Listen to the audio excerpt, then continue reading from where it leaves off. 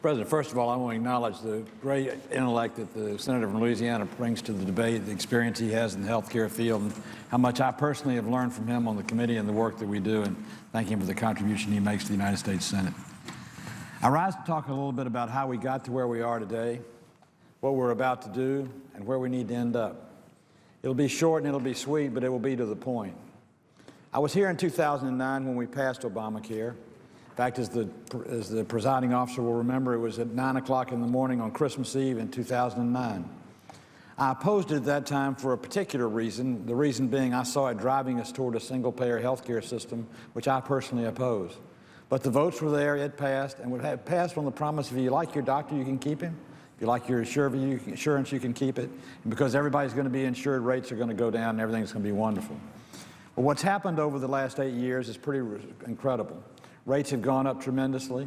People have not been able to keep their insurance, and we find ourselves on the cusp of being forced to a government single-player health care system because the private markets are collapsing. In my state of Georgia, where we have 159 counties, up until this year, every county had at least 2 or more providers providing health insurance. Today, in 2017, 96 of our 159 counties have 1 carrier.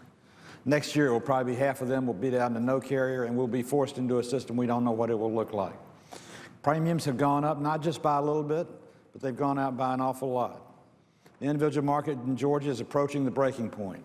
I'll give you a couple of examples. 2 parents in Georgia picked the least expensive plan available this year to their family of 4.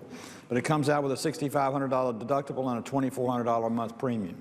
Unsustainable. A couple in their 60s had a similar plan, but were just outside the subsidy limit of $96,000 for the family.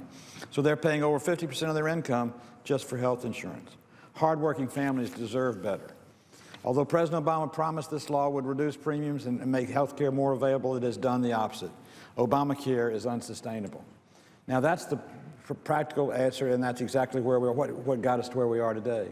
We're in the process of attempting to get the Budget Reconciliation Act to the floor so we can repeal Obamacare, but we must also talk about what we replace it with, because repealing it without a replacement is an unacceptable solution. It's not a solution, it's a conundrum.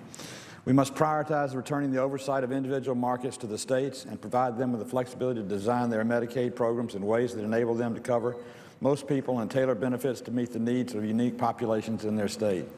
We have proven in the past that regulation by the state insurance commissioners works. We need to return association health plans to be competitive in the United States. We need to allow the sale of interstate insurance across state lines and stop the prohibition against that. We need to open the opportunity for entrepreneurship in the private sector to fill the void that's being filled by the vacuum that's been created by the mandates of Obamacare. We need to also preserve those things in Obamacare that made sense. Pre-existing condition, absolutely. Insurance coverage up to the age of 26 while staying a home parent, absolutely. Those things can be done, and we ought to do them because they were the right thing to do when we did them, and they're the right thing to preserve now. But it is absolutely essential that we see to it that we return insurance to the private sector, and so we'll have higher premiums or no premiums at all or no plans at all. So as we talk about repealing, we must also end up landing on a replacement. It is unsustainable and impractical, and it's wrong for us to say we're going to repeal Obamacare without replacing it with a plan that we know works and has the opportunity. Let's address that which Obamacare caused to happen. Let's fix the breaks that have taken place. Let's bring back private competition, state regulation and authority, and let's see to it that health care in America is accessible and it's affordable.